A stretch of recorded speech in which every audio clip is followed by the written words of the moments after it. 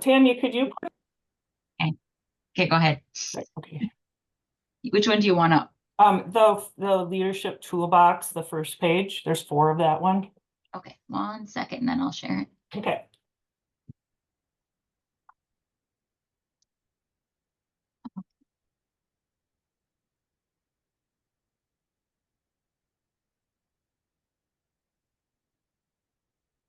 Okay.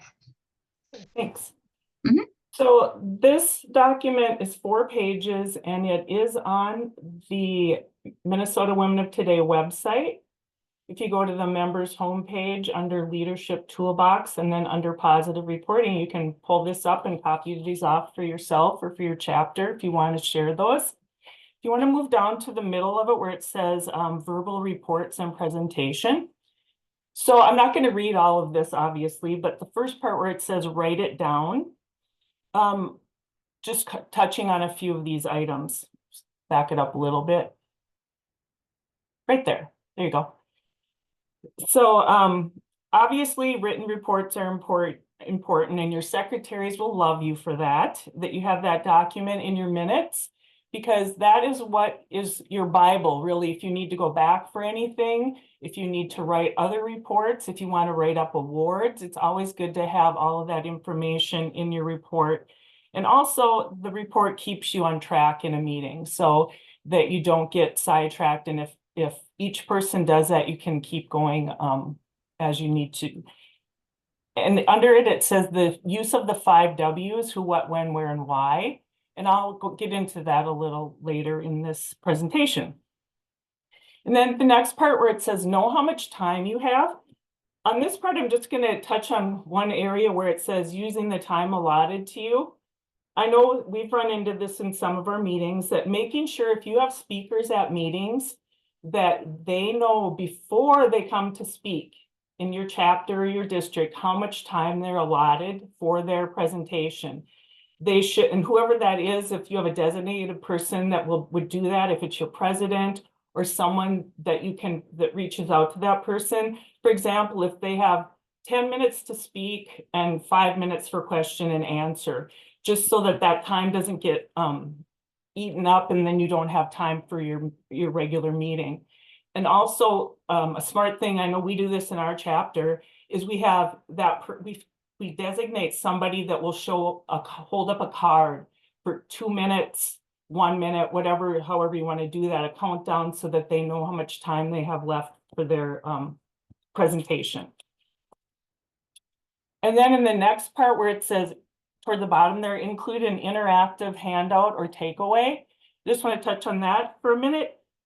This is really important. We do this at the project fair, and I know Tevian always talks to exec council about this, is why is somebody there? What did they list? What are they there for? What are they going to get out of it? So always having something, and I'm a visual learner myself. So if you could put that picture of me up for a second, Tanya, that I sent you. This, the picture she's going to show you is of me sharing the who, what, when, where, and why with the SPMs at MnJOTS. And I also had done this in a chapter meeting when I was teaching them last year and what the importance of reporting. And it was very simple. I just, as I spoke about each one, that folded up. So we talked about who, and then I unfolded it to what, when, where, and why. And members actually were taking pictures. This would be Sarah Rockstead taking this one, so that they had that for future reference to share with other people. And some people actually wanted to make their own version of this. So just a takeaway that people can relate to and remember what you spoke to them about. Does anyone have any questions on this page so far? If you want to go to page 2 then with the report examples. So these are some examples also that you can use, or some chapters make up their own. And the first one is the general meeting report. So putting your name and the date, the project event, and then a script of what you're going to read. And this is where I come back to the part of you stay on task better if you have that written out ahead of time. And bringing these kind of reports to the meetings. for people to fill out, or else sending them in an email when there's a meeting that's upcoming to say, remember to bring your reports, be prepared, so that they know to do those at each meeting. You may have a brightly colored folder with slips in there that they can grab when they get to the meeting if they have to fill it out at the meeting, but doing it ahead of time is really the best way to do it. And then going down to the bottom of this form is the project report form itself. And this is all the meat of what you need, even though it's the who, what, when, where, and why. It's very brief, but it really covers everything that's necessary for a report. So under the who, you would put that where it says total number of volunteers. And you can be more specific if you want to include names of the volunteers. And again, sometimes you might put in 3 members help, but you might want to also put in their names. And again, that helps with future reports, or with if you're writing up awards and you know what somebody got or what somebody did. Or also if you're looking at that report in the future for that project, you can say, oh yeah, so-and-so helped with that. I can reach out to them for assistance. So names are helpful for that kind of thing. And then the what would be on the first line where the project and the event are, so that you would to tell what you did. The when would be the dates that it was held. And the where and why could be under the brief description of what you were doing. And then important also is to remember to include service hours and your total donations made. And this helps for each trimester to calculate all your hours and your monetary and in-kind donations. Does everyone know what in-kind donations are? I'm seeing some nods, yes. Can somebody give me an example of an in-kind donation?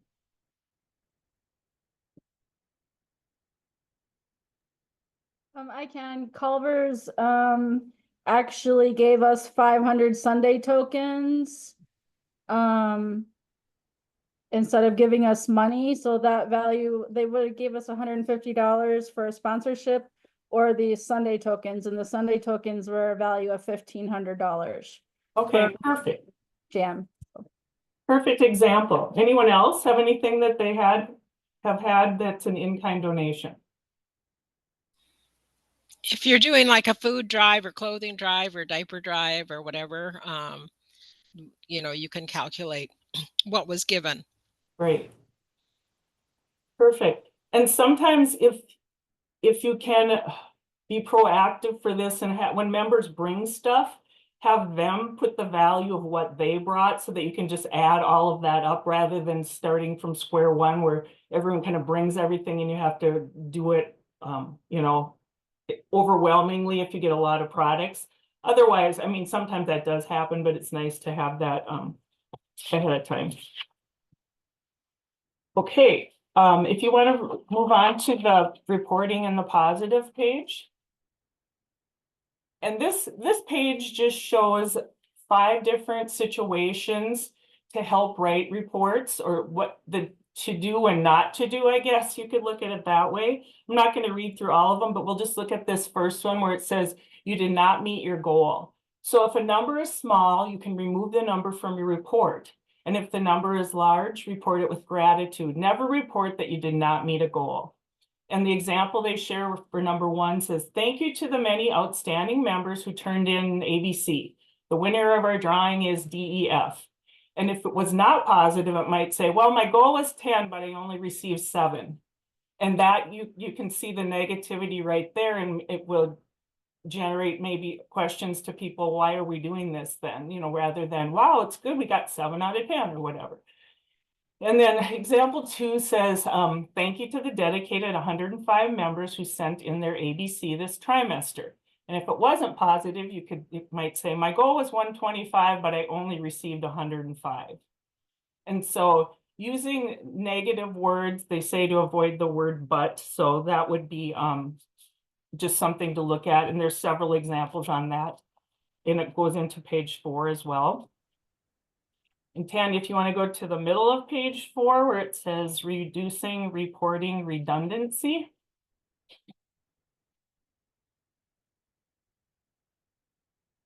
Right, yeah, there you go. So there's a lot of reporting that goes on in our organization at the general meetings, business meetings, exec council meetings, that type of thing. And overall, basically what this is saying is not to be redundant in your reports. For example, on executive council, you may want to find something what you need some people to help you with. If you're finding that you're going to report the same thing at a business meeting, then say no report or change or add to something that you can do for your exec council meeting that wouldn't be at the business meeting, so that you're not, the same people aren't hearing the same thing twice. So that's overall what that's saying. And then to start simple at the very bottom. And this is just an overview of what this document says that we just went over. So it's basically preparing and using a written report to keep on track, avoid double reporting, which is what I just mentioned, and then words to avoid when you do write reports. And then that gives you a list of suggested words that you can use that would be really good for reporting and help the morale with your chapters and supporting each other as well. Does anyone have any questions or comments on this document?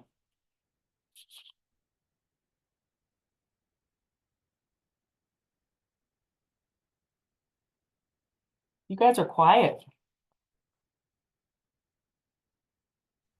Hey, Michelle, this is Tevian. Yeah. Question. So I know last year you made a big focus on this when you were chapter president. What kind of difference did it make in your chapter meetings, or how people, what people did? Well, the next form that I'm gonna have Tanya pull up, it's called The Importance of Reporting. That's the this is the actual piece of paper I handed out to all the members for their takeaway, and then I used that who, what, when, where, why drop down.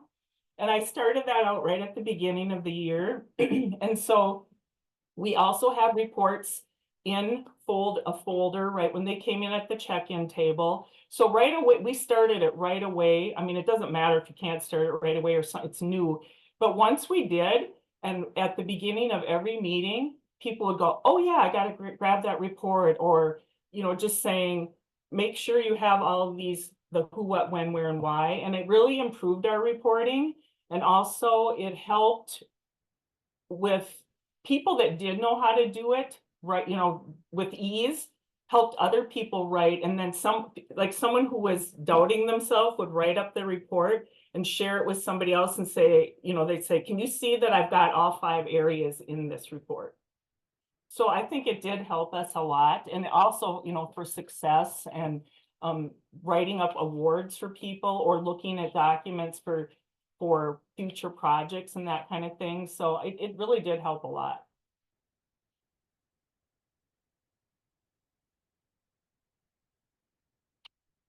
So the next page is the importance of reporting. And that's the one I was just talking about. And this is also on page 4 of my Fall State and my MnJOT CIP as the programming vice president, chapter information packet. And this is the actual form that I did use within our chapter. And we just went through it, basically saying why it's important. Why do we have to write all this stuff down? And then that first paragraph basically tells us why, that it's important to keep track of everything. And also we like to know at the end of the year, we always talk about especially I feel like our hours are really underreported in our chapters in districts and the state. So in the middle, that's where the who, what, when, where, and why are located.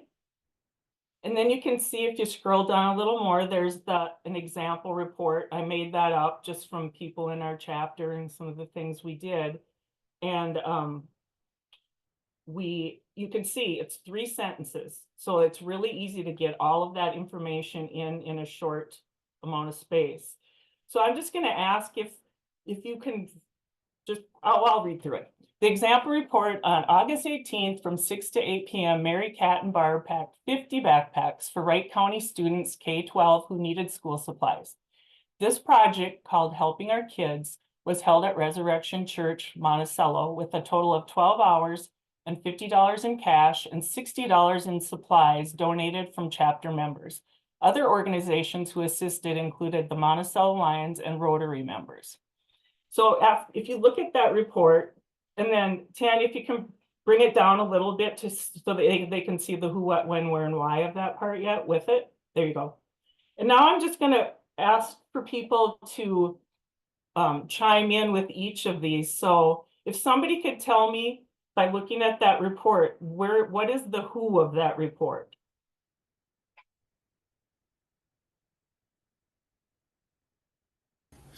Mary, Cat, and Barb. Okay, And the Wright County students. and Helping Our Kids. well, who is there anyone else who participated?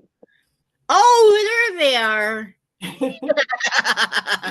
Monticello Lions and Rotary members. There you go. So that, yeah, the who are the members who attended and participated. So you're right, Mary Cat, Barb, and then the Monticello Lions and the Rotary are the ones who actually were at the event. Right. Thanks, Francis.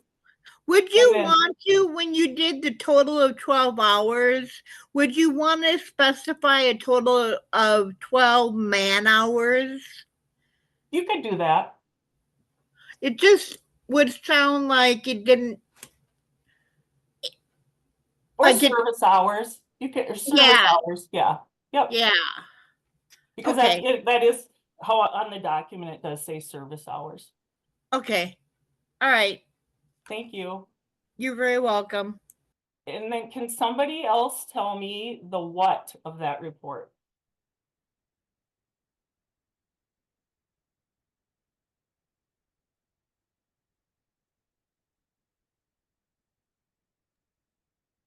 I can, what is that they packed 50 backpacks for Perfect. the students for schools who needed school supplies.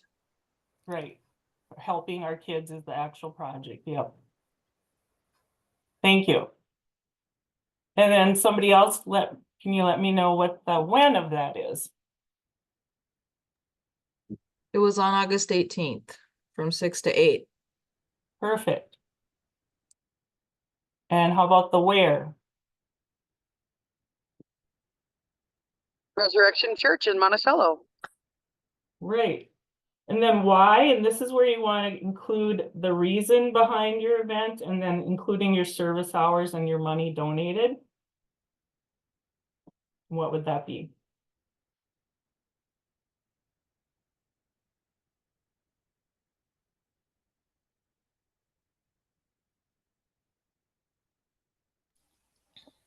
For kids who needed it for a total of 12 hours and $50 cash and $60 in supplies. Correct. So you can see it really isn't difficult to do. Sometimes we just, if you have those two pieces together, so members, and on every agenda that I handed out last year, this was on there as one of the pages. So it was attached to the agenda for people to look at as well. So they could look at an example and making sure they had all 5 of those areas covered. And then one thing I want to remind people of, I know when I was a newer member, I didn't know this, and I know there's people that I pointed this out this year and they didn't know that when you're reporting your hours, make sure to include the hours of any family members or friends who help that aren't in Women of Today, but maybe you brought them along to help with things. Your travel time to and from the event, that was the big one people did not know. And also if you had to go to the store to get supplies, any shopping that was done, report writing, anything you do from the beginning to the end counts. Setting up a location, making phone calls, writing emails, setting up various meetings if you have committee meetings. And if you had a project and 20 people, or excuse me, 10 people came and worked on the project and it was 2 hours, that would be 20 hours. But where are they shorting themselves if they only report that 20 hours?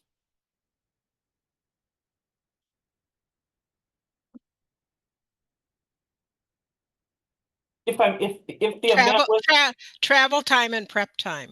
yes, yeah, and say most of your members live, you know, they have a 10-minute drive, so 20 minutes round trip. Well, if that's 3 people, that's an hour right there that hasn't been accounted for those 3 people.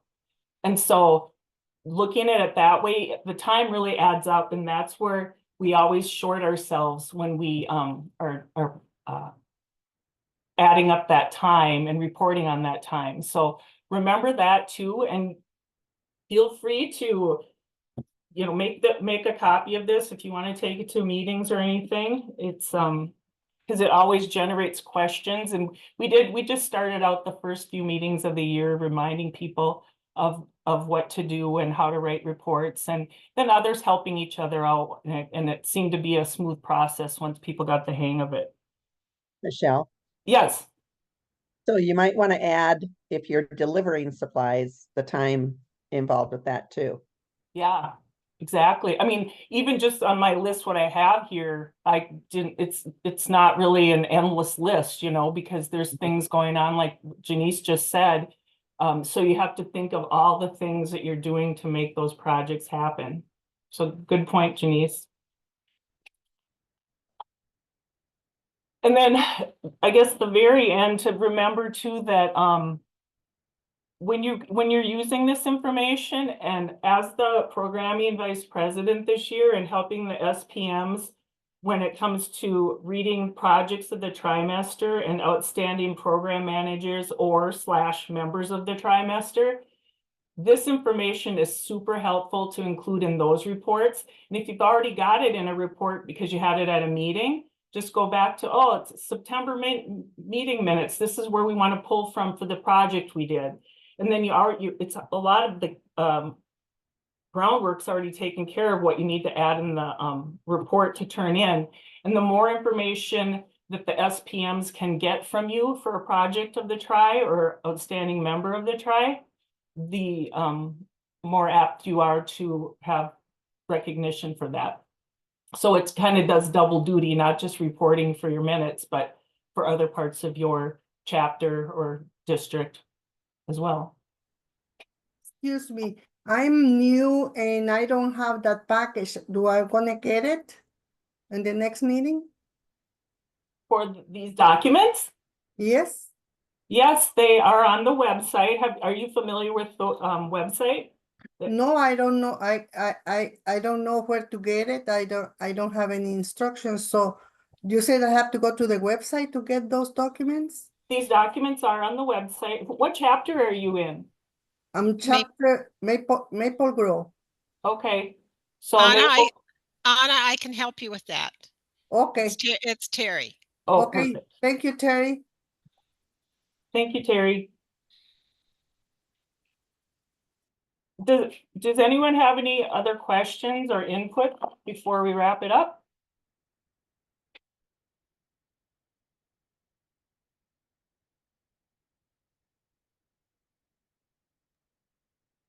Michelle, it's Tevian. Yeah. Thank you for sharing all this. I think it is one of the things we can easily gloss over as we're reporting, but when you're at a meeting, right, you're there to hear it, and everybody else around you is there to hear it, but not everybody in our meetings, not everybody in our chapter are at our meetings. So one, it's really helpful to capture this information, so then the right information is in your minutes or your newsletters or however you communicate it out, so people know what's going on in their own chapter, right? It's transparency. And also, by capturing all this information and talking about it, I know we say, you know, it's good to use and we like to see the final results and stuff, but all of that is marketing material for your chapter as well. I mean, you can use it to apply for grants outside your chapter. You can use it to just share the word about what you're doing and, you know, continue to demonstrate how your chapter is making a difference. I've seen several chapters use this kind of information, whether it's on a monthly basis or on a trimester basis, to say, here's the difference that we're making. Right. And when we don't capture this information, when we just say, oh, a few of us went and, you know, worked at the food shelf, or we collected some hats and mittens, but we don't actually say, who did we do it for? What did we do? What's the value of that? It's really hard then to turn around and use that information. It doesn't carry nearly as much weight as saying, oh my gosh, we collected 800 pairs of mittens and scarves and hats for the CAP agency, you know, here in our county. And it's going to impact so many families. You know, that goes across 200, I'm making up numbers, right? That goes across 200 families. What a difference that's going to make in our community. Having that, one, is interesting to people outside our chapter. I mean, it makes a big difference when you turn around and then use this information. Right. So I hear a lot of reporting for reporting's sake. That is not what this is about. And at the end of the day, yeah, it's fun to show, here's the difference our organization made as a whole. But this is how you can demonstrate that your chapter is making a difference locally, what you're doing, what one activity did. And I think I'm always so amazed when people come back and tell me, oh, it was so interesting to see our chapter did this, you know, summary of it at the end of the year, or I didn't realize we made such a big difference. Our chapters are making a difference, and we can say that, but we've got to collect this information as we go along, or your chapter has to be collecting it as you go along. Right. And that's where So I just wanted to make sure, you know, there's more to this. Yeah, there's more to this than just reporting for reporting's sake. Right.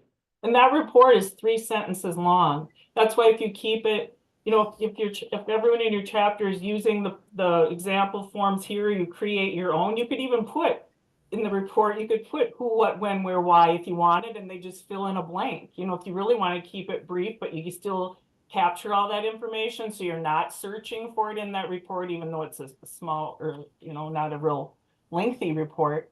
But if everyone has on the same page with how you're going to report in your chapter, it's much easier. And Tevian, when you're saying that, I just thought about all the things that I see on Facebook. There's so many cool things going on. And I'm like, but then you never see a report for it. You know, and it's like, and I will comment sometimes on people, I go, did you write this up? Or even for a project of the Tri, did you write this up? Yeah. Because there's so many cool things, but it doesn't get to where it needs to go.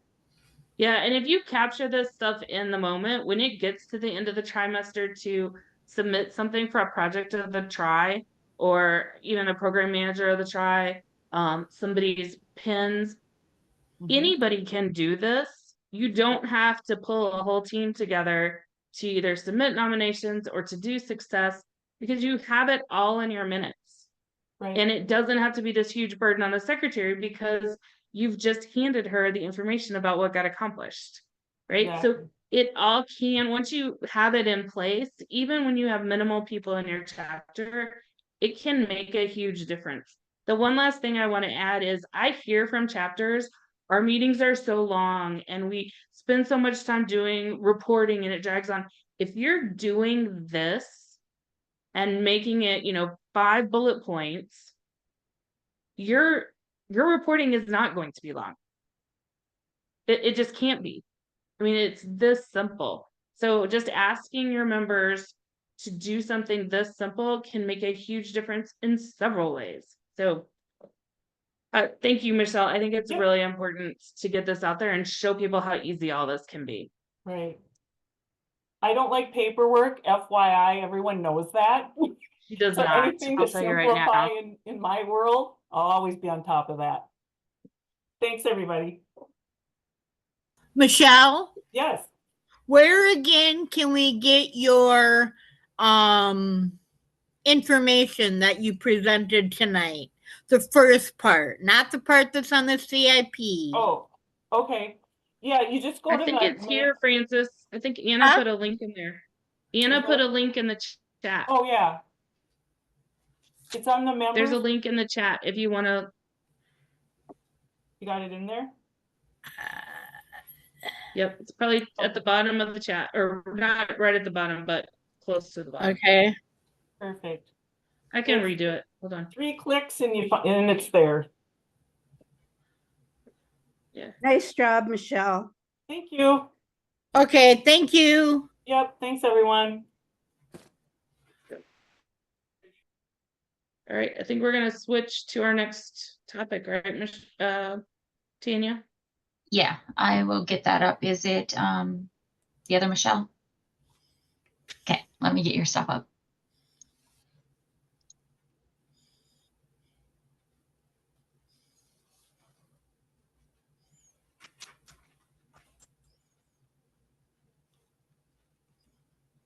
We want everyone to re-sign in again for this session.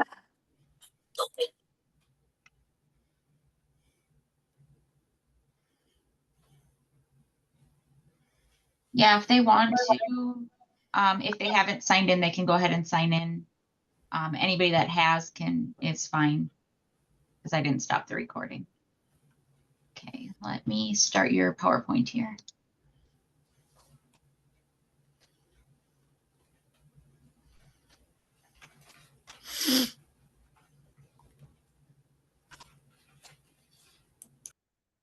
I've got to quick grab a bag of treats and apparently pump the dog with them. I'm now an empty nester, so I have nobody to tend to the smallest clotier. Hey. Oh, I'm on a Zoom meeting. A Zoom on my computer. All right, are you ready for me? Yep, go ahead. All right, welcome everyone. We are going to talk about kind of the newsletter 101. So we've got about 8 slides that we'll go through, talk about the importance of a newsletter, what kind of constitutes or defines what a newsletter is, and we'll go from there. So if you want to go to the next one, Tanya, please. All right, so question we'll ask, does your chapter have a newsletter? Think about it for just a minute. Why would a newsletter be important to your chapter? And I would love to be interactive, so I'm not the only one talking. So does anybody want to share if they have a newsletter, why they find it to be important?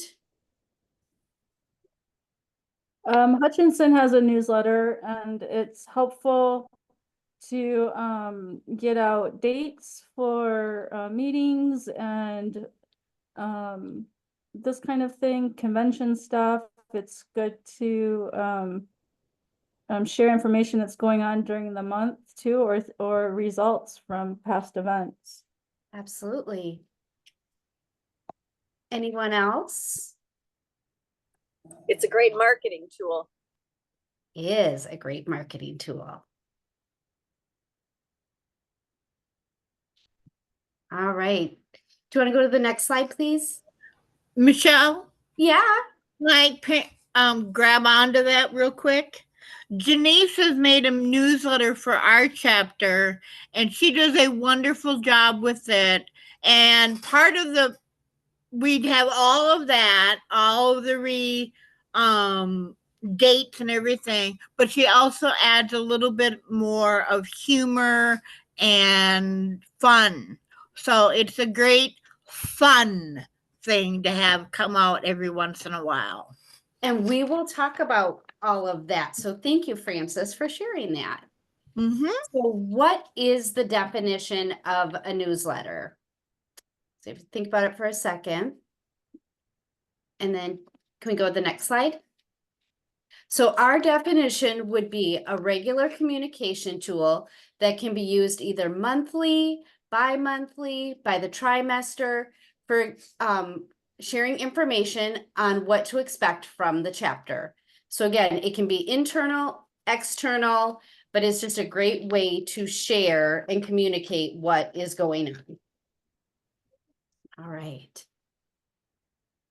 Can you go to the next one? So I'm sure there are some questions. We'll kind of go through each of the three of them. What would go into a newsletter?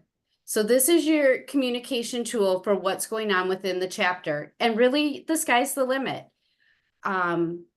We had at the President State Delegate Retreat, almost every chapter brought their newsletter, and it was so fun to see how people shared what was going on. And in a lot of them, it was a welcome from their president. It could be birthdays. It could be updates from the various board position, upcoming events. We put our treasurer's report in ours. I know that some chapters also put all of their minutes. It's another great place to do recaps of events.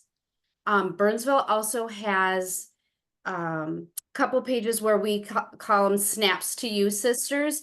And it's where you give a shout out and a thank you to your chapter members who maybe they rode with you to an event. Maybe they chaired an event. Maybe you haven't seen them in a long time and they came to a meeting. Maybe you want to say, I miss you. Congratulations on your pin. So we put those in ours. Pictures, recipes, training. So those are the types of things that can go into your newsletter.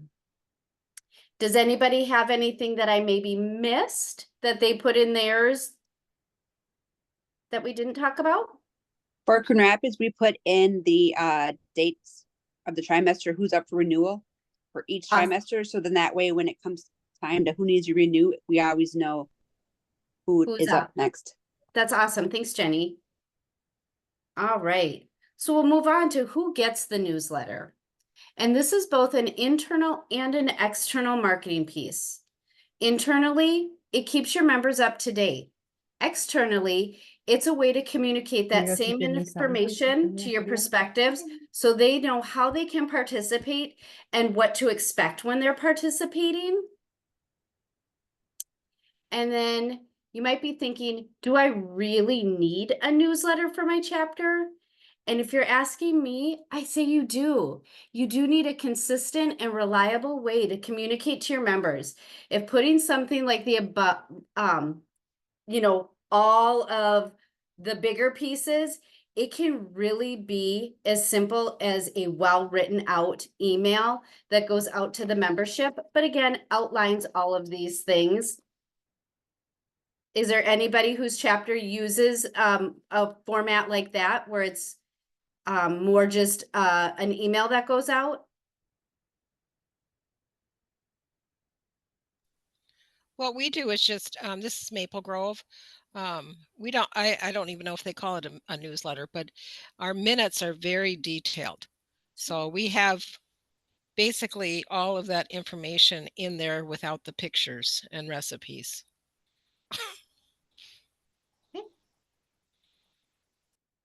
All right, can we move to the next slide? You know, Terry, this is Debbie, and one comment I'll make about that is I think minutes are great and they're a wonderful way to communicate decisions, and I think they're very important. And what Michelle was just talking about being internal and external, you're going to be hard pressed to use minutes as an external vehicle. Members will read minutes, hopefully, maybe, but most likely people outside the chapter are not going to take the time and the attention to read minutes to get anything out of that, if that makes sense. So I wouldn't necessarily consider minutes kind of similar to a newsletter, yet the same information or parts of that information could be used to build out a more external facing newsletter. Maybe one or two. That's just where I see the difference in those two. Sure. Sorry, Michelle, go ahead. All right. So if we think of the state publications like this, there's a chapter mailing that goes out that's really more internal, right? That's our organization and that's our business information. But the newslet, that's internal and external. It's marketing, it's fun, it's all the fluff, it's the photos, it's all the really fun stuff. And your newsletter is probably going to be somewhere in between those. All right, can we go to the next slide? So what would a simple newsletter look like? As I shared before, it could be as easy as a well-written email shared to the members each month. It's also an easy way to forward that on to a prospective. If you're looking for something with a little more of a layout, Word is a great way to start. Tevian and I, for many, many, many years, did Burnsville's newsletter. We collaborated together on it, and each of us, we would say, had a little superpower in it, and we would work on it together. And we liked Word. That was our vehicle. But it took us a lot of years and switching things over to get it to where we wanted it to be. But we see a lot of people using Publisher now, and Canva are also super great tools. Is there anything else that anybody's using besides Word, Publisher, Canva?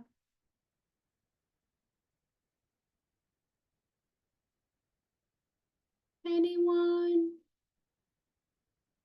I know there's newsletters out there because we get them. Hutchinson uses Word, but we do everything in text boxes. Okay. To make it easy for formatting. And you always have to be thinking about the person who's going to take it on after you're no longer doing it, right?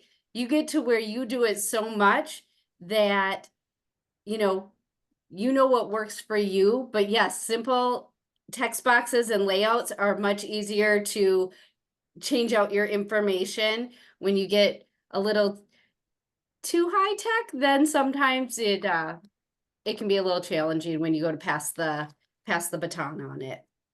Yeah, the Burnsville one, we did a lot of it. We did it in Word, but we did a lot of it in tables rather than text boxes, which I know isn't always everybody's jam. It's the reason I had to edit it because Michelle didn't like tables, but I'd always be like, it's not working. And you know what? I don't even know what the new person is doing, and it looks great. So I mean, I think it's whatever you just works. got to be okay with whatever works for whoever's doing it right then and there. Mm-hmm.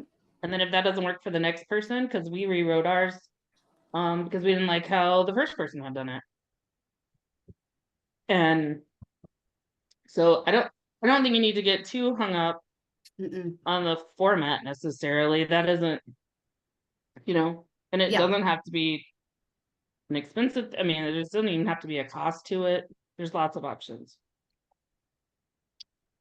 All right. Can we go to the next slide? Can I ask a quick question, please? This is Yeah. Amy. Is there does each chapter, if they have a Canva account, because I know Canva gives a free nonprofit account, or free accounts to nonprofits. Is there main one through Minnesota Women Today or US We Women don't Today, or is it- qualify for that free Canva account. And I've even looked at it through the foundation, and the foundation doesn't even qualify for it. So they're pretty tight about the nonprofit accounts and what you have to be to qualify for it. Okay. So I I will was share. just curious. District 8 has a Canva, and we just as a district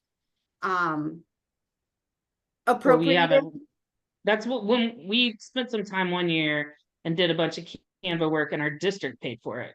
Yep. Right now that they're not doing that, but we're continuing to use it.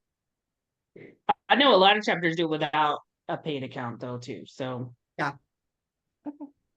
Yeah, I mean, you can get a lot of content on Canva even as the free version. Mm-hmm. This is Jenny. I just did our newsletter on Canva, and I did a free version. Yep. There's a lot of things you can do with the free version. All right. So now you're thinking, how do I get content, right? You're gonna have to ask for it. You can request it from those who cover the areas in your chapter. You can give them a date that they're in, that you need their information by. Or you can create a document and email it. Our person who creates ours, she always wants it the Thursday after our chapter meeting, which is the third week of the month. So tomorrow is the day that she wants all of the submissions by, so she can work on it through this next week. And then she likes to have it out either the last day of the month or the first day of the month it's going out in. And so she'll give a call out after the meeting on Monday. She sent out a message that said, hey, just a reminder, we call ours the chatter. She just said, I'm looking for submissions for the chatter. I'm looking for photos. Don't forget your snaps. So it was just an email that went out to the whole chapter saying, don't forget to send me your information. And I do say this, don't be frustrated, but the truth is not everyone will contribute and give you what you want or need. And that's the moment you have to decide. Are you going to go and search for the information? Are you going to leave it out, or are you going to create it yourself? Remember to always be polite, but it's okay to do a little call out that you didn't have the information you needed.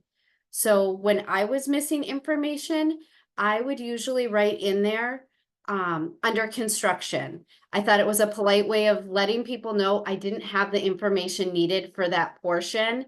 And then I can let the person know I wasn't able to fill it all in because I either didn't have the bandwidth to create it all and go get it.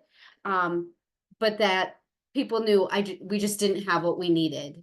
Does anyone else find that they are getting their information always, or is there another way that you're searching and getting your information for your newsletters? You can get some from the CIPs.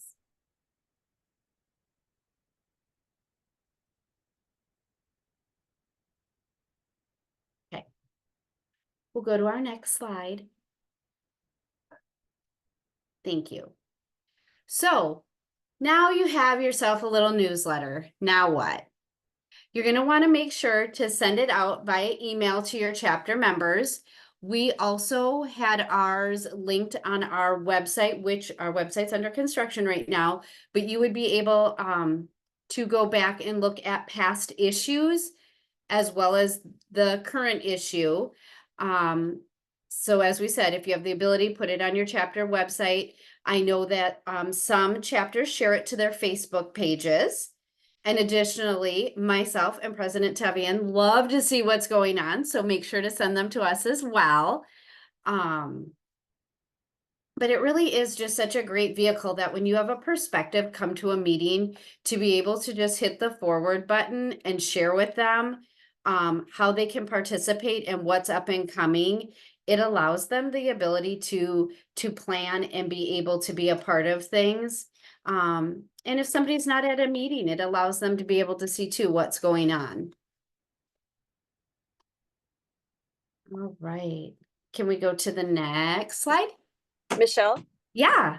So we have a private group just for our chapter members, and then we have our other Facebook page. We do not put it on our regular Facebook page because there's too many phone numbers and names in it. So we only put it in our private, but we do send it to potential, members or people who have requested copies, but we don't put it out there publicly. Sure.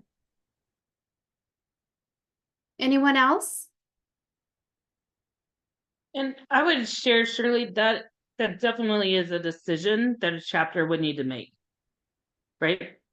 So in Burnsville, we opted to make that a public thing. When we had our website, like Michelle said, we had a year's worth of newsletters available on our website that you could go to.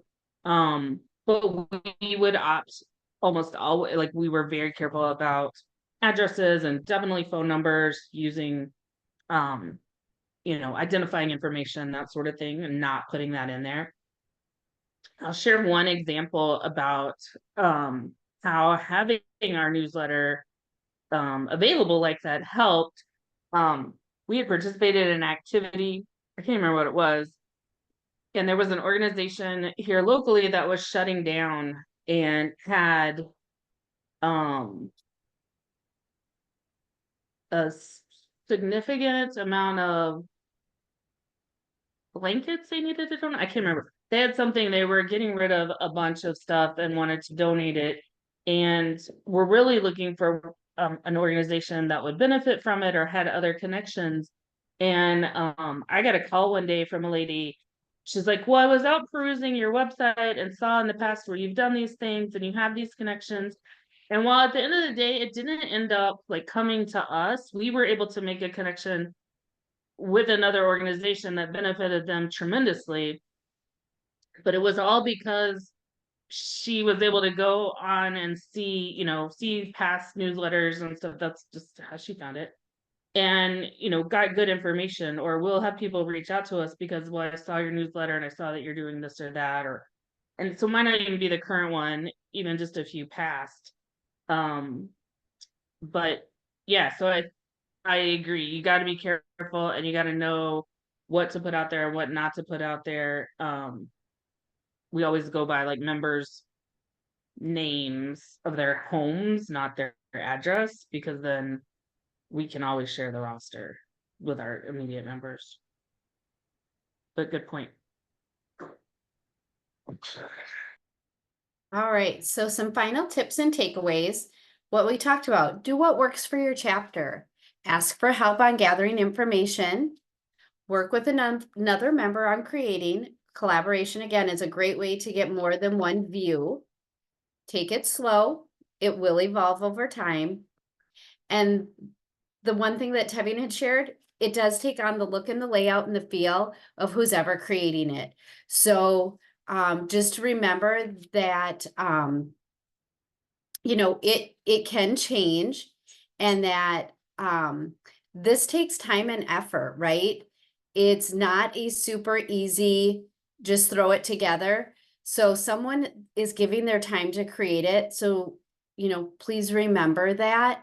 And if it looks different from how you've done it in the past, that's okay. It takes on the life of who's ever creating it. So at the end of the day, I know you've got this. At Winter State, I am going to do a contest for chapter newsletters. So look for more information to come on that. And is there anything else we can answer, we can talk about? I really was trying to meet my minutes and not go too fast.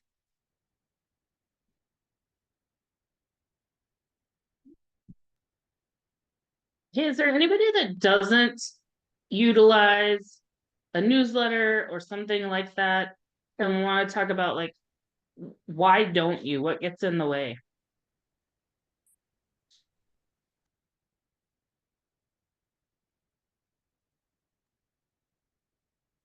I'll admit it's frustrating for me because I put little things in my newsletter trying to get people to interact to see who's reading it, and I don't get a lot of responses. So I don't know who's reading it or not. You know how to figure that out? Don't do it one month and see. I bet you'll hear from people, Maybe. where was that newsletter? Yeah, maybe. Or be 2 weeks later than you normally are, and you'll find out whether anybody's reading it or not. You'll hear from the 5 people who knew you were late getting it out. Question, It happened on occasion. I'm doing a question for Candy. She wanted to know, how often do people usually do their newsletters? Once a month, once a quarter, or trimester, or whatever? I So do you mine have to- every other month.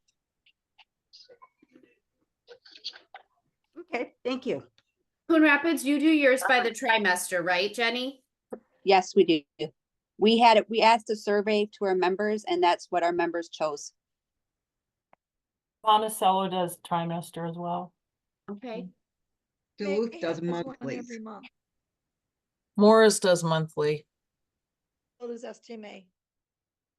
So I think it's really whatever works for you and whoever's going to be creating it, how they want to start it. And again, let it evolve into what it is. If you're not doing one, it might be easier to start out doing it for the trimester.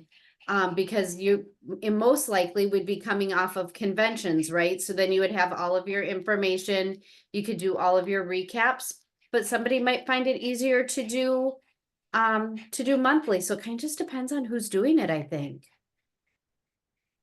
And it doesn't have to be like the first of the month. Like if it makes more sense to do it, you know, if your maybe your chapter meeting is right at the beginning of the month and makes more sense to do it in the middle of the month.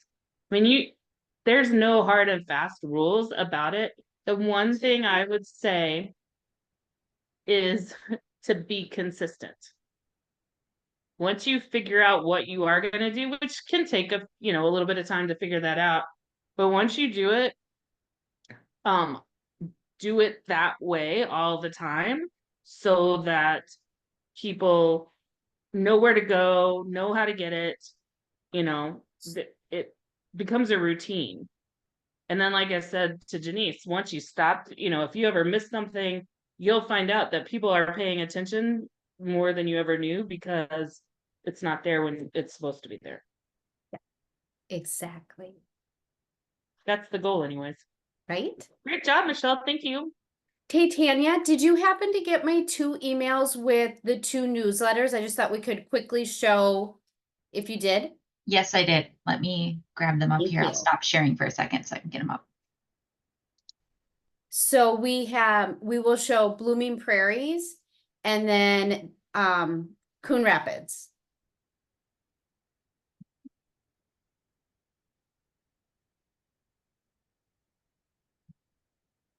Yeah, tell her no. No.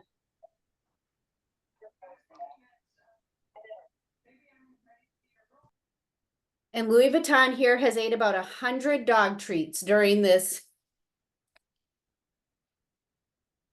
All right, so this is Blooming Prairies. Oh, Candy has not received anything.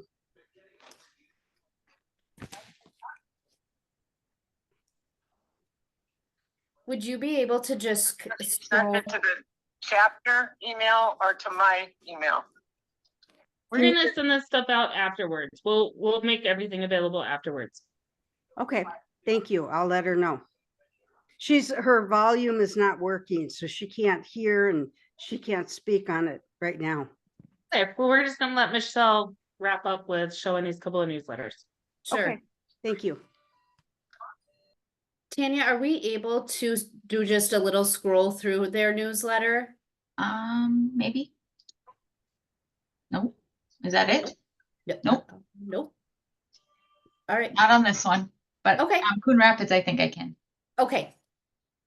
I can maybe make this one a little bigger. Thank you. Maybe. There we go. Might be a little blurry, but there's.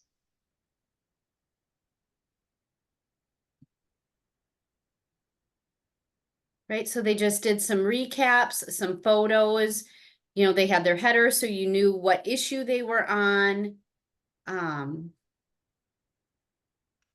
what month you were looking at.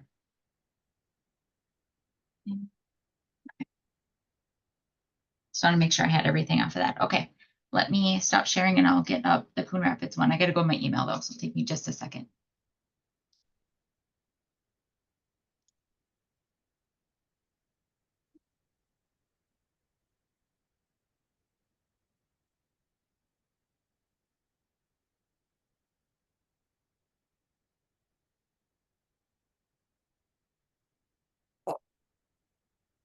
To get her those Skechers slide-ons, that's the ones. Yeah, and so they had a pair. They had a pair of Skechers. What color? Well, a basic, maybe a navy or maybe a tan. Can you mute yourself, whoever that is? Like, you guys mute yourself? Thank you. There, thank you. All right, so then this is Coon Rapids, and they are doing by the trimester. So if we can kind of scroll through just so you can see, and they did theirs in Canva. And as Jenny shared, they did the free version. So again, pictures, detail, recapping, I believe it's each month. They go back and do a recap Yes. on what they did that month. Anything you want to add, Jenny, to doing it for the trimester? I guess what I use a lot is my minutes. So I always say the same thing, like Michelle was saying earlier. The minutes are so important to have the stuff in there. So then that way, if you can't get somebody to give you what happened, that you have them in place. And I also did a spotlight on new members. Awesome. So we had 5 new members the last 3 or 4 months. So then that way we kind of got to know each new member that came.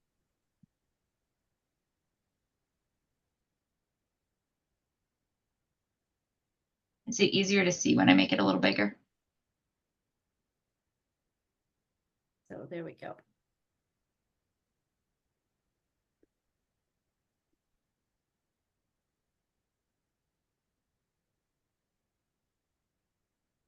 And then their birthdays and like this, she shared their renewals.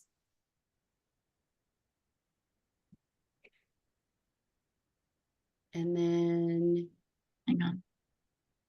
Sometimes doing a new member and a more experienced member is helpful too, because then that gives everybody a chance to, both the newer people and the more senior people to learn about each other. and then I thought that was really neat how they ended out with all of their programming numbers. So when they go to do success, they've got everything they need in there. That's a great page. Isn't it a great page, Michelle? It I feel like we is. just talked about this. Thank you, And Tanya. then for each trimester, I do that. And at 3rd trimester, would do a year end. So then at the end of the year, we would know how the whole year went. Awesome. All right. That concludes me. Okay. Thank you, everyone. Thank you. Great job. Thank you very much. Thank you. Don't start signing off yet. We got another section to go. Thanks, Michelle. Okay, next is me.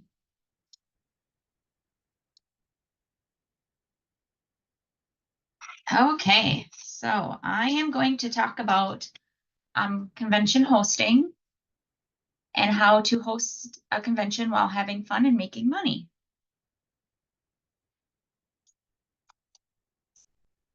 Okay, so the conventions, the fall state, which is usually in September, and annual is in May. They are hosted by chapters and or districts. They work with the executive director, myself, on the decision making and assume the financial risk and benefits. The Winter State Convention, which is January, is hosted by the Minnesota Women of Today. Chapters, districts, groups are invited to help chair the Winter State Convention, but the financial risk and benefits is the responsibility of the Minnesota Women of Today. And then you work with myself, and the executive director is responsible for the decision making on that.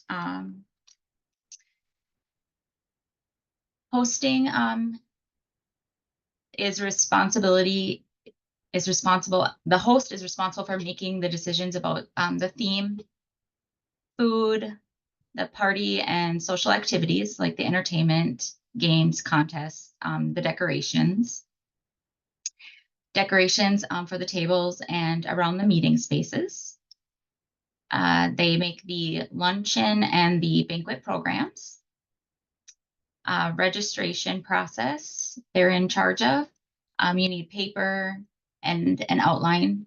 You can accept online payments for, if you guys choose to. You make the name badges, incentives, the registration table, and the welcome bags. And then you're responsible for the convention newsletter, which you can get content from the executive director. And the executive director is responsible for the date, the location, details, schedule, and the room assignments, and then registration cost, and confirming the AV if it's needed, and also the US and Minnesota flags. Anybody have any questions on that before I go on? Tina, this is Tubby, and I had one comment to make, because we're gonna talk about timeline here in a little bit, but the farther out somebody makes a decision around our chapter wants to host or our district wants to host, they have the ability to influence some of those decisions that you make around date, location, to some extent cost. We're kind of locked in on some of the cost, but if we knew we were doing something different or unique, or was just the location, but we really wanted to do it, there is some wiggle room there. But when we have chapters and districts deciding, you know, right in the trimester before convention, that stuff all has to be locked down way earlier. So, you know, we've already picked a date, we've already picked a location. You don't have any ability to influence that. And in some cases, we may have already made decisions about food, or because we needed to get to costs and stuff. So if your chapter is interested and wants to have any bearing on some of these other decisions, coming to Tanya and saying, you know, we would like to host somewhere, you know, up here at this time frame. You know, like I think of Duluth, and I think when is a good time to host in Duluth. So your ability to, you know, to say we would be interested in this because that's a good time and that's when hotel rates are lower or whatever, that takes some planning, right? We can't do that on a dime. So, you know, that I just want to say that those are decisions that she makes, but you can influence those. I know there's some chapters down in southern Minnesota that have been interested and are trying to find a location that would work at a price point that would work. And it means right now they're not hosting, but maybe they will in the future. Right. And usually, since I've been doing this, about a year out is how I have to schedule the hotels. So if you're thinking that maybe you want to do it, let me know like a year in advance that, hey, I want to host Fall State and we want to do it down south. Let me know and we can get things scheduled or annual. You can at least help them work with things to look for and what, because we did that and you helped us, you know, came up with a list of questions and things we were looking for to try and, you know, find a new location. Yep. So yeah, I don't want to say those are locked in, you have no choice, but it all comes with a time trade-off. Yep. Anybody else have any questions on that?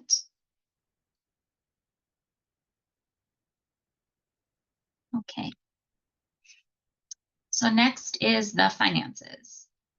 There is money to be made by hosting convention. This can be influenced by the number of factors such as the attendance, the hotel and food costs, the entertainment options, and decorations. So what you would want to start with is creating a budget, and then promoting the registration. Let's get it out in the newsletter, in the chapter mailings, on the website, and promote even on Facebook is a good place to promote for our conventions. It definitely does make a difference. The earlier despite the fact that we'll get registrations so late, it does make a difference in the numbers as to how early we get the information out there. The earlier that we know what the theme is and start generating excitement around it, the better the numbers turn out to be. Mm-hmm. It's nice if we can have the registration ready to go in the CIPs prior. So like, let's say annual, we want to try to get the CIP in the winter or the registration in the winter CIPs. So the chapters are seeing them. And then managing expenses, just work with myself on exactly what is needed and what hosts are responsible for covering. I have a list that I send out to the chapter or the district that is hosting, letting them know what they are responsible for covering, like the cost of the food, the room, like the convention rooms. There is a couple sleeping rooms that is required. And there is a contract that has all that information and also that I send out. So if you're thinking of possibly hosting a convention, just let me know. I can always send you out a contract so you can look at it. Anybody have questions on that?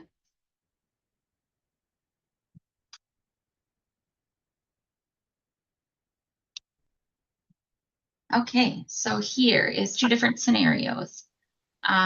Let's say we have 100 guests or people in attendance or registrations that came in, and then the 25 is our exec council. So if our registration for full registration is $112, so for 100 people we would get $11,200, and then exec council payments is $50 per exec council member. This is started now with Fall State. So it would be $1,250 that the hosting chapter or district would receive. This is a new thing. If you've hosted in the past, let's be clear, this is new as of this year, and it is a go forward. So every member of exec council, with the exception of one, has to pay $25 of their registration fee. In the past, all exec council members were covered. And then, so the member is paying $25, and then the state is paying $25 to the hosting chapter for each member of exec council as well. So as a host, where before you would have been responsible for all of their cost, I mean, it doesn't net out to be $112, but you know, you would have been responsible for any cost of those people. There would be no registration money coming in. Now, for each member of exec council, with the exception of one, you're getting $50. There's still a set of people that the state pays for, and they're still paying for those people. So they cover their registration for like the webmaster and a few other people, committee chairs and stuff. But this is for the district directors, state program managers, and staff. You'll now, where before you didn't get anything and you had to figure out how to cover those 26 people, you at least now get it, you know, a little less than half of their registration, which comes very close to covering their food costs. Okay, so then the cost would be like for the food. So for the luncheon and the banquet, whatever. And these are realistic numbers, guys. I went off of some recent conventions that we've done. These are with it's like a budget or a buffet fee or a plated fee, plus then it includes service charges and taxes and stuff. So these are realistic numbers for what it costs on a per person basis. If you wonder why some of our registration is what it is, this is the main cost in this stuff is the food per person. Yeah. So then decorations and entertainment, then the hotel rooms, the cost, depending on what the hotel rooms charge, times. Can you talk about why those hotel rooms are included in this budget, what those are? Okay, so it would be the president's room, and the the executive director's room, and then usually, so as a host, you're responsible for 2 rooms for 3 nights. Yes. So The that's where, host has to cover to host the president and usually her PA, and then usually then the chairman of the board and the executive director share a room. yep, and that's where the 6 comes in. So it's for the 3 nights. So the 125 times 6. Because it's Yeah. for So that is a 2 cost rooms. that everybody that hosts needs to plan for. Yeah. And then the hotel and AV costs, the $600, this would be for the cost of like the meeting rooms. And then if we have to pay for using the AV equipment. So, And ideally, I mean, the hotels we're working with now do this. If you were looking at a different hotel, because I know this is where some chapters have gotten in trouble in the past, ideally we find a rate or we can negotiate a rate, and Tina's can get involved in that, where we pay one set fee. And it gives us certain spaces the whole time we're there. It doesn't matter how many tables we use, how many chairs we use, you know, and maybe there's one AV cost. That's the way Arrowwood's really good at doing that. It's like, here's your sunk fee, and that gets you, you know, projector screens and microphones and whatever you need. For, you know, pay the $200 or whatever for that. So some will nickel and dime you and say, okay, you need an extra microphone or you want an extra screen. We have ways to get around that. I mean, Tanya's got some equipment and sometimes we can bring it, but it's so much nicer when we can use the hotel's equipment, pay one fee, and not worry about having to deal with all that. right. So then, profit and loss for this scenario would have been $3,175. The second scenario would be the same with the registration. Maybe the food cost was a little bit more. Decorations, maybe you spent a little bit more on decorations and entertainment. The hotel rooms maybe costed a little more. And then the hotel and AV cost was, instead of $600, was $1,000. So then that brought profit and loss down to 500. So that is where we can look into that and see what we can negotiate for prices. And you also have an ability to manage it within yourself, right? When you're picking the menu, right, you know usually what your registration, what your ability to charge for registration is. Well, you want to look at, okay, how much room do I have based on how many people I you know, anticipate. And you can say, oh, well, we could do a little bit nicer. We could do a plated dinner instead of a buffet because we've got some room in there. But you want to see where, especially when you're looking at a hotel, you know, you want to see what are their food costs, because it's going to be very difficult for anybody to make any money if you're paying $50 a plate. And that's where some of this comes into play. Amy, you had a question about what's the entertainment. So this is kind of where we get into balancing, especially around either Friday or Saturday night party, right? So in the fall, there's a Friday night party. And the Saturday at annual, there's a Saturday. Yeah, no, it's a Friday night party too. They're both Friday night parties. But Winter State, when we have to also balance that, it's a Saturday night party. No, they're all. Which one is Saturday night? Friday or fall. Fall is. We just did this. Duh. So yeah, you've got the Friday night party and the Saturday night party. Whether you do a DJ, right? We've brought in DJs in the past. Whether you do, you know, you want to balance with what can we offer? What would be a lot of fun? Which DJs can be a lot of fun. Versus then, is it mostly, you know, just piped music and games?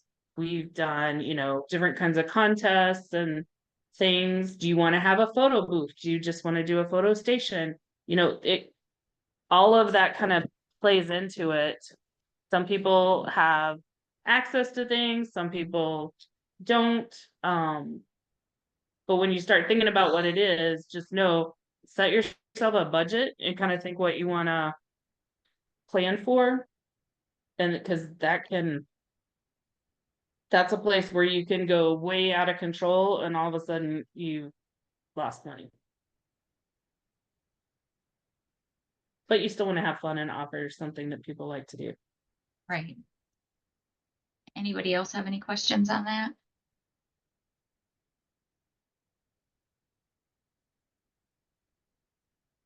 Okay, I'll go to the next. So I just had a question on, Yep. you know, obviously, I know there's been call outs for groups to host and stuff like that, but, so, and being a little bit newer, have groups lost, quite a bit of money sometimes when they host these events, or what seemed to be the major downfall as far as, you know, not staying on budget, not just the items, but, you know, was it, you know, you think you're going to have 100, but and that's what you budgeted for, you know, because those costs are a little less fixed, but then you only end up with, you know, 80 coming, or you had, you know, sometimes you know, as far as what you're getting from the hotel is determined on how many people attend too. Right. You know, the fixed versus variable cost of items. Yes. And your bigger expense is variable by person. I mean, your biggest expense is food, right? Right, but if you have to cover 26 people. Yeah, for different half things. of them I mean, you're not covering nearly what you used to be covering, but yeah, you still have to cover those people and you have to cover those rooms. Yep. So those, yeah, you do need to get up to a certain level, and we've been able to make that. I mean, even coming out of COVID, we did fine on the numbers. I mean, you can, and Tanya can go over kind of what people should expect. If they're interested in doing, I mean, these numbers are based on reality, what I just showed you. I think where we've gotten into trouble, because we have in a few instances had some chapters and districts lose money. And most of that, I would say, in a lot of cases, were things about the hotel that we didn't expect. And that it wasn't clear what the hotel needed to provide. And then the hotel had like piecemeal charges. So, you know, whether it was table charges, whether it was tables needing electricity, I mean, some of that, you know, think about, you were just there, the project fair kind of stuff. Right.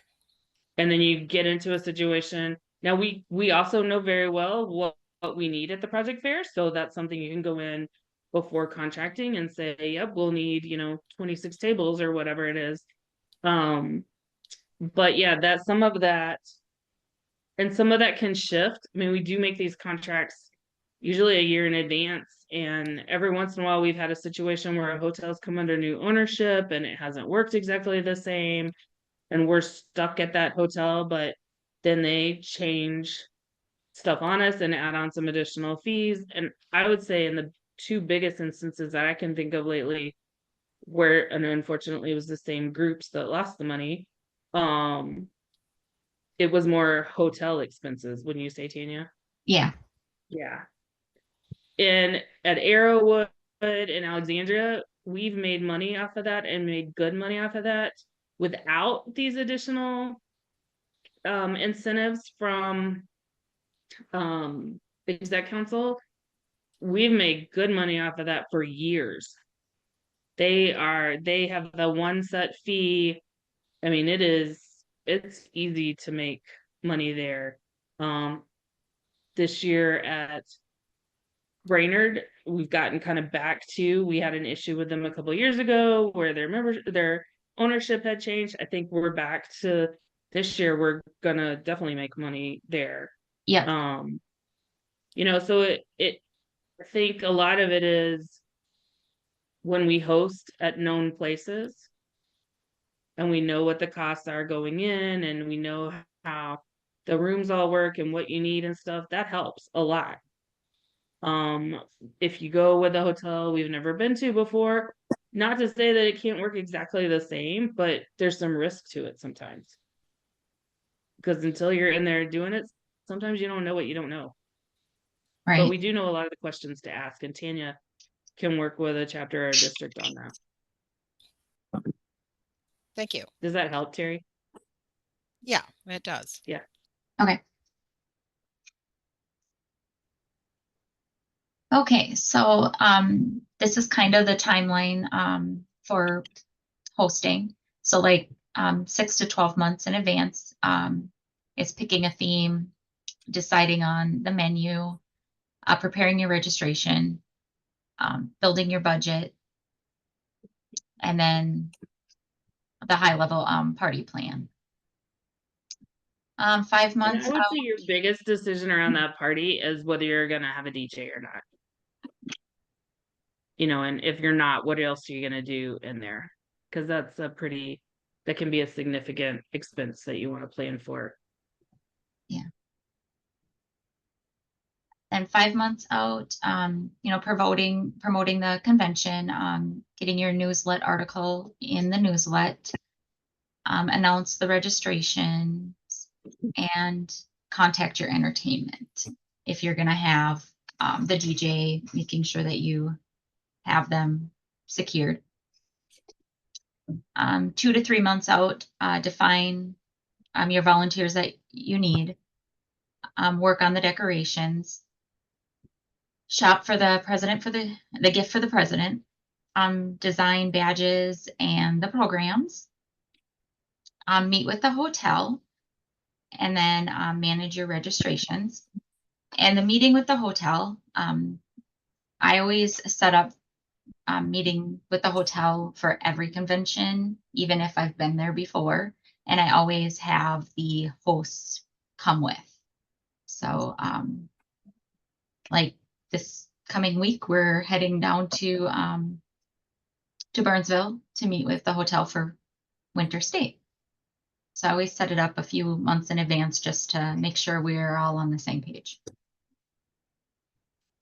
And then 1 month out, create your name badges, create meal tickets if needed. So if you're doing like plated meals, then you'll have to create your meal tickets. Prepare for registration and check-in. Confirm the details with the hotel, and then finalize and print lunch and the banquet programs. Anybody have questions on that?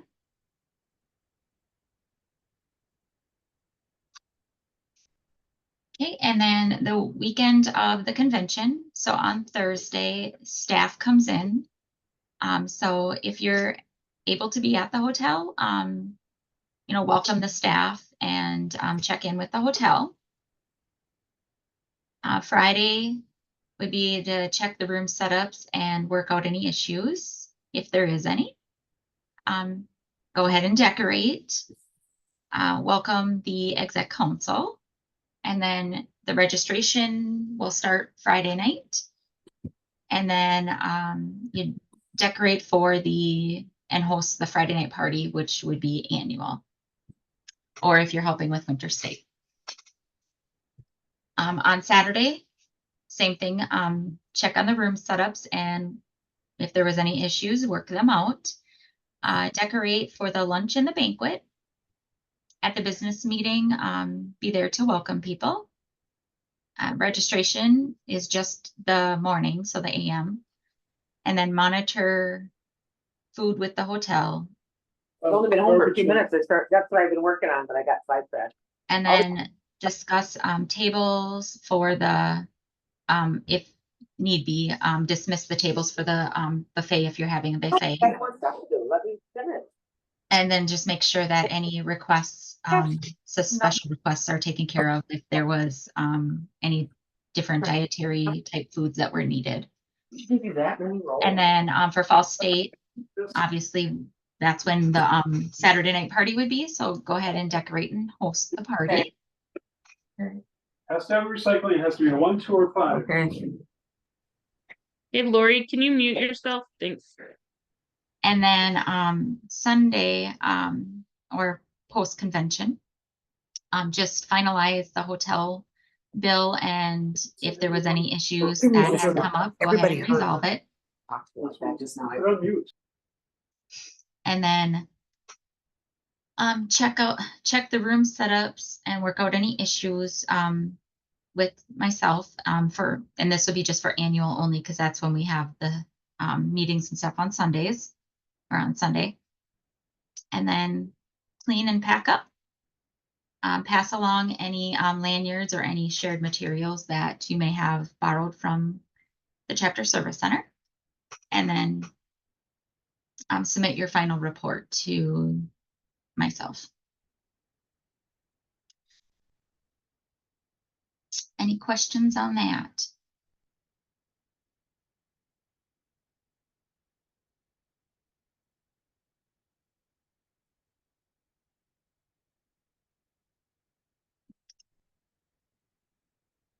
And then the last thing that I have here is resources.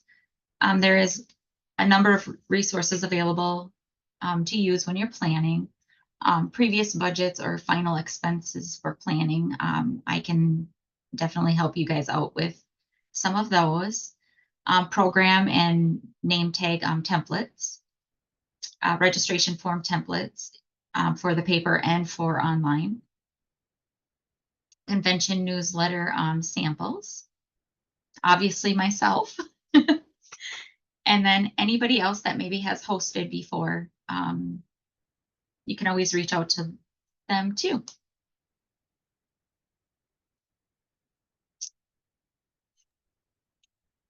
I mean, these were a lot of the nuts and bolts because we want people to know what they are responsible for. There's a lot that gets just decided that is the way convention runs, or is decided by the staff. And, you know, not to say we don't change things up, but some of it's already set. And isn't really the host's opportunity to influence it. There's a lot that you get to do. And I mean, I don't know if anybody else wants to weigh in, but while it is a lot of work to host, especially that weekend, and making sure that you've got chapter members or district members that are willing to help and own pieces of it, you really do need to have a couple of people that are kind of on point and cheering and there to kind of work through everything. And, you know, big expectation that they may not get to participate in a lot of stuff. They might be running around helping people and solving issues and things like that, but it's one convention, right? So think it can be a lot of fun if you like to do this kind of stuff, or you have a couple of people that like to do it. And we have a chapter member that really likes to do table decorations and stuff, and I've always kind of found it fun to do the programs and things like that. I think it's creative. So we kind of, you know, split it up and have a team of 5 or 6 that take on different areas. So I think it can be a fun activity. I've done it both at the district level and at a chapter level, and had a good time both times. Amy, you're asking about average attendance. I would say to plan on that 120 number, between 100 and 120, wouldn't you say, Tanya? Yeah. Then that includes exec council, which doesn't vary from that. I mean, it can vary by a person or two, but it's typically planned for that 26 members from exec council, with 25 of them paying their way.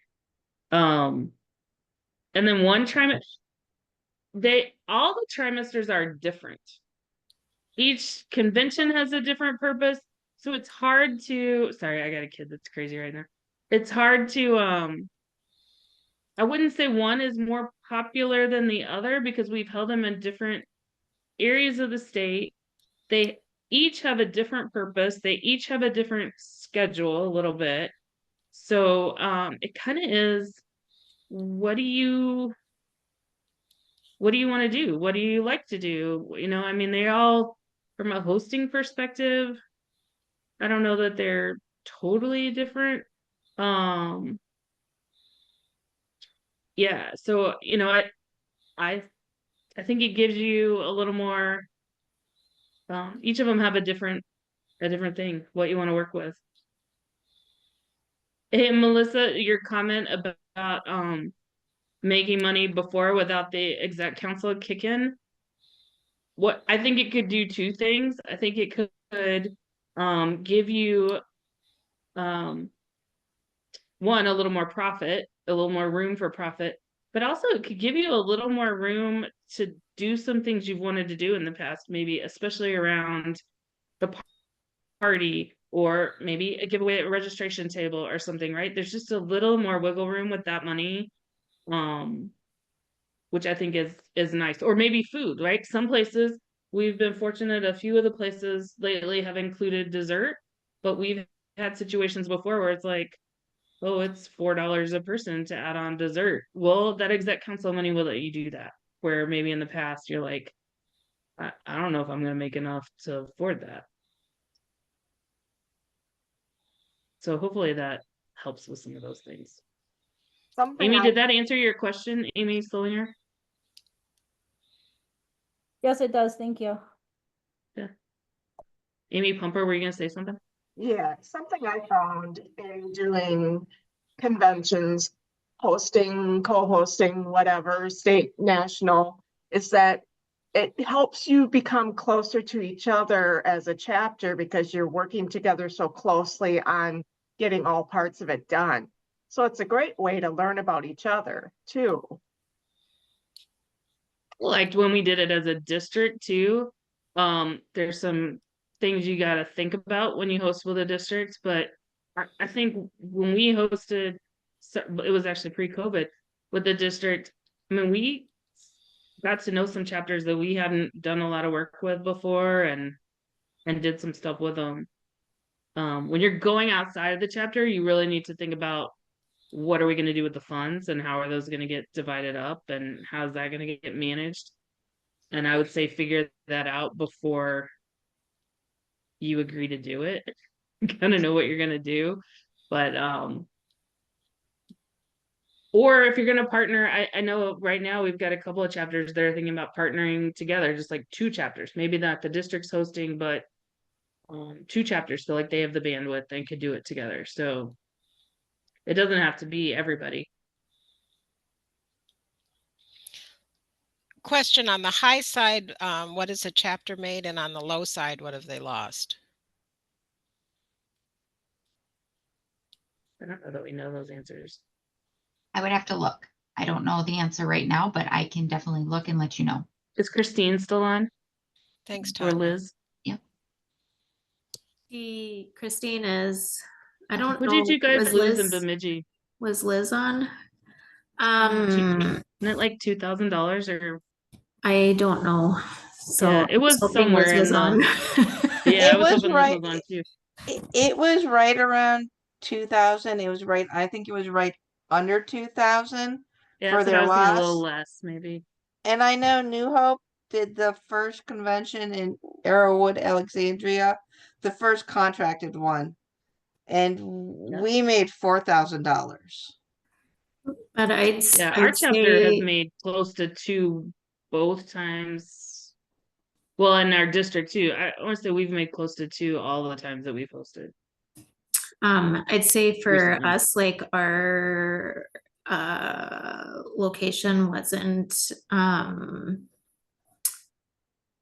the area isn't like a huge trying to say it positively, Tevian.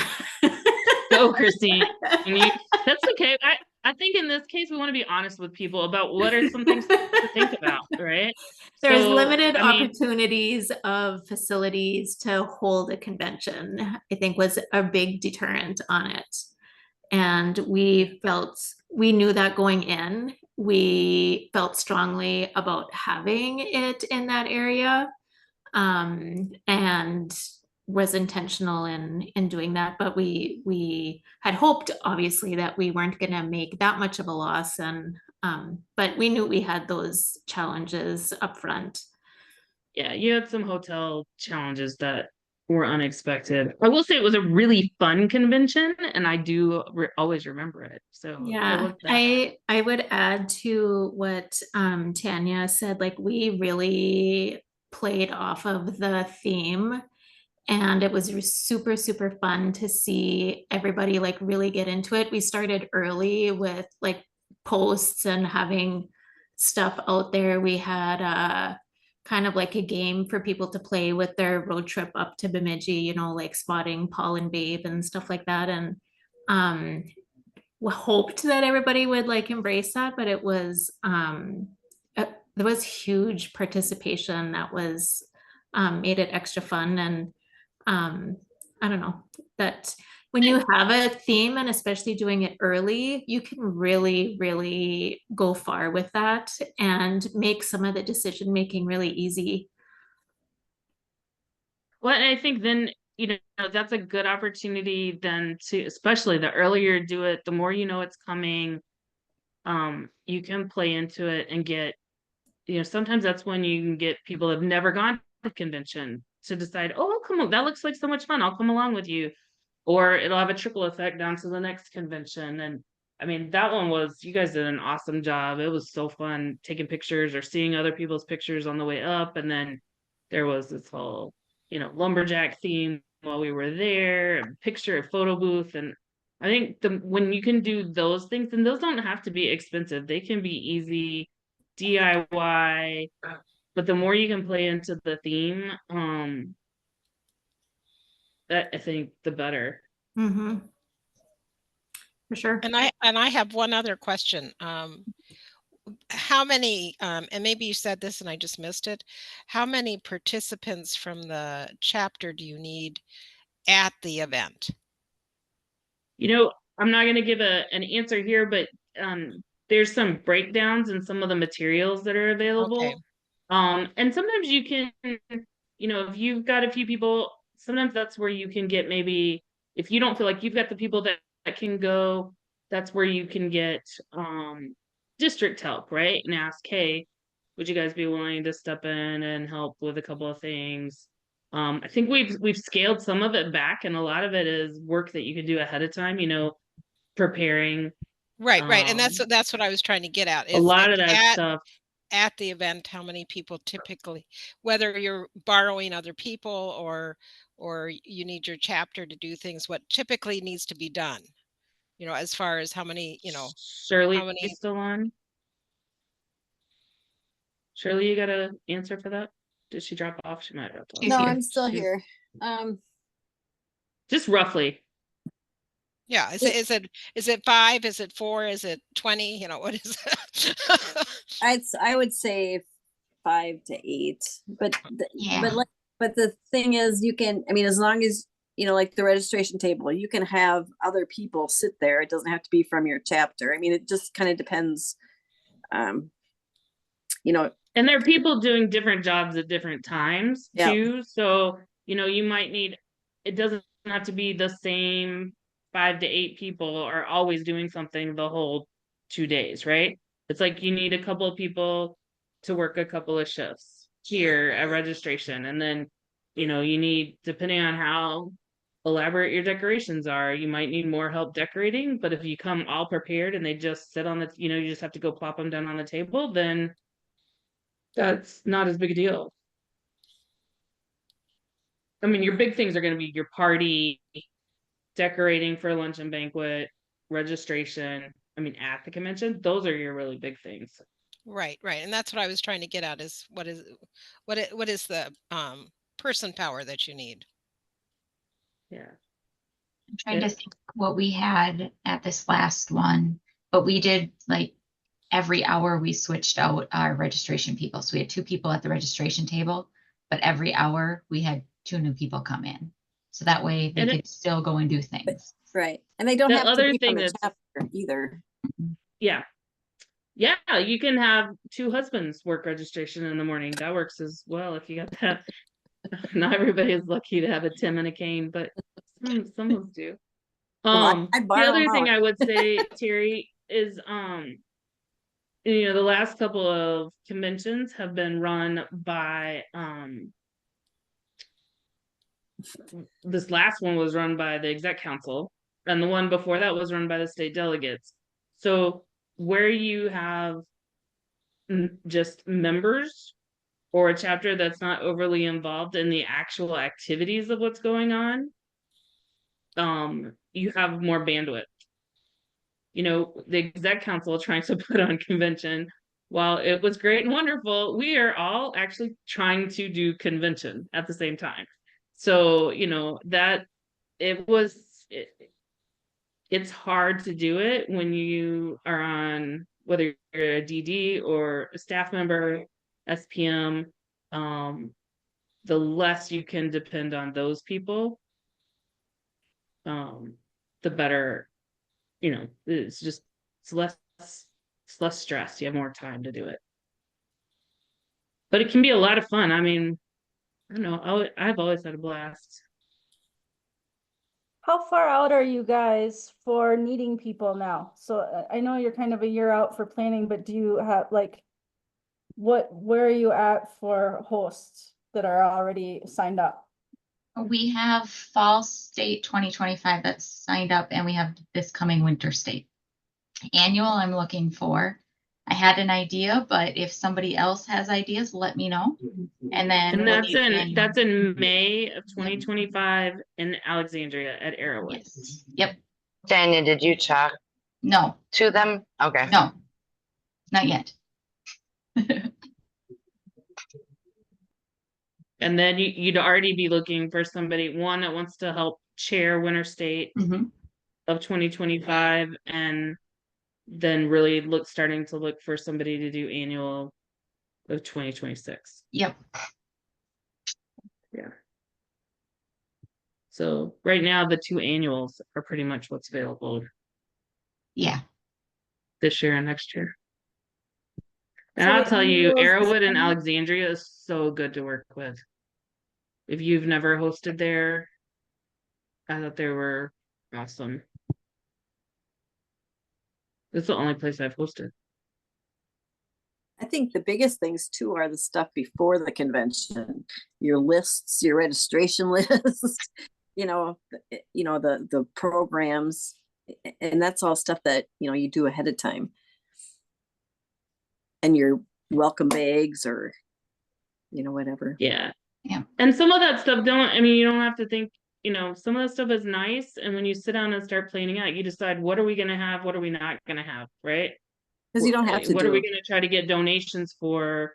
What was, we've sat down and done like brainstorming. What did we like about our experiences at convention? What did we really want to have? And you talk to Tanya, you talk to, staff sometimes will say, here's kind of what we're thinking and what we'd like to do, that you guys could help with or play into.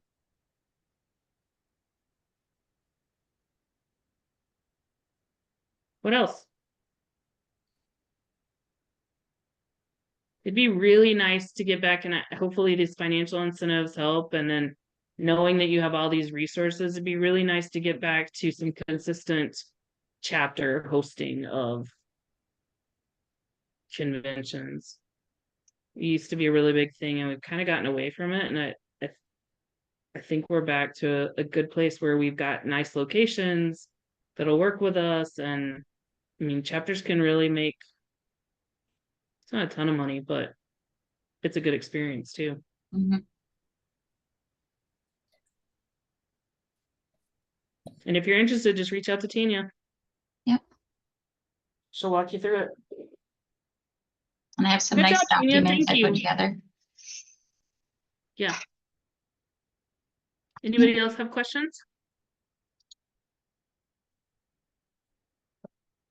All right.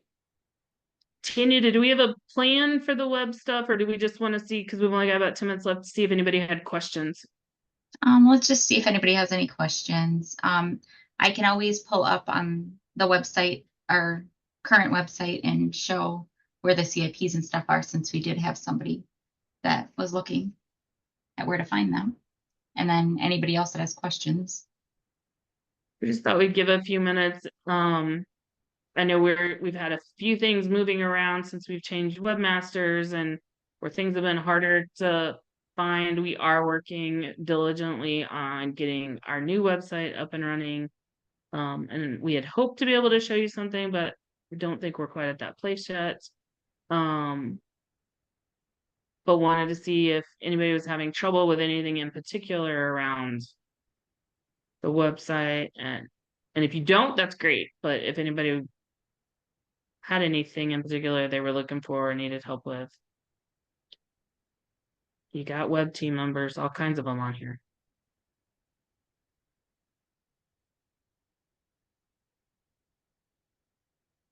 I'm gonna take that as good. Then I will show. Hang on, let me share my screen.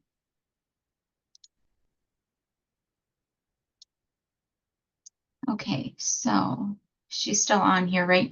Terry, who was looking for the Oh yeah, CIP. Terry.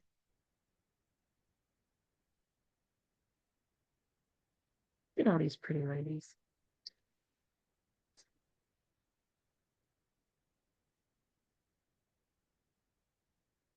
Okay. So this is our current website. Was it Anna or Anna that was looking?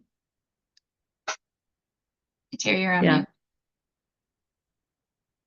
Oh, yeah, Anna, it looks like Anna's still on. Okay, She's so just on mute. from the landing page, when you log in or pull up the website, you just click on the little members homepage, the person's head, and it brings you up the homepage. And to find the CIPs, right now they're under the state publications right here. I'll just click on that.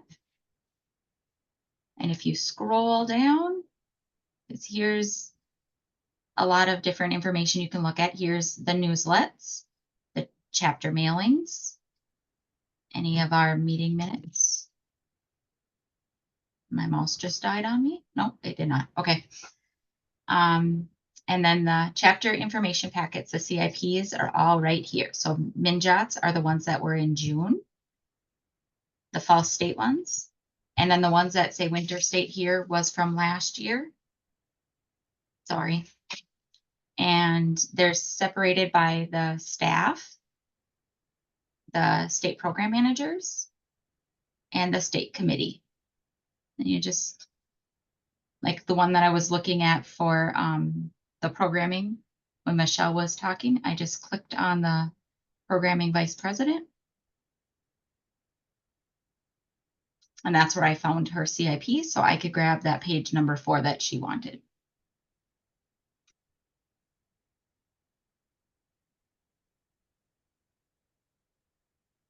Does that help you, Anna?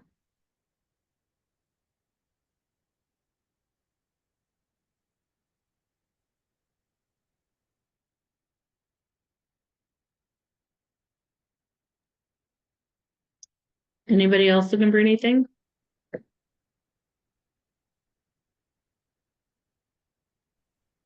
Will you go to the members homepage and show them, then you can show them where that leadership stuff is.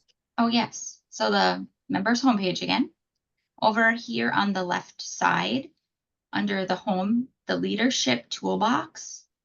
If I click on that, right here, the positive reporting is what we had up for Michelle when she was talking about her reporting for the programming. So this is some different information here, but this was where the positive reporting is at. So if I click on that, it'll bring up that document.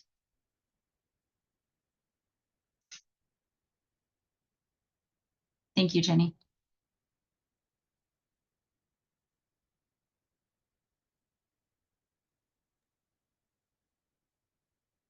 And then also on the members homepage, if you scroll down, you'll see that Here's our webinar. Here's all the information that you can find for the winter state.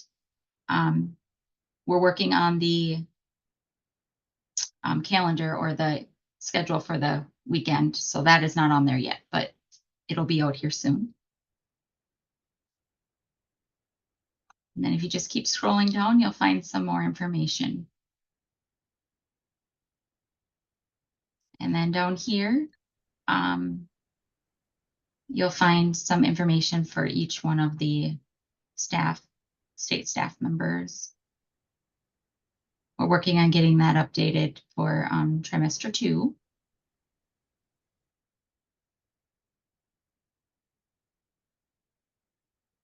I'm going to scroll down to Cobb, because if you guys haven't received or purchased a shirt yet for the On2 shirts, you still have time to order.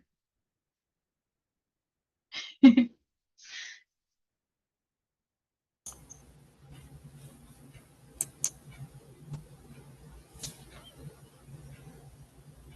right. Any other questions about the website or anything for Tanya?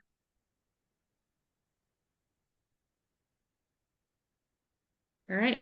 Well, thank you, Michelle, Tanya, everybody that presented tonight.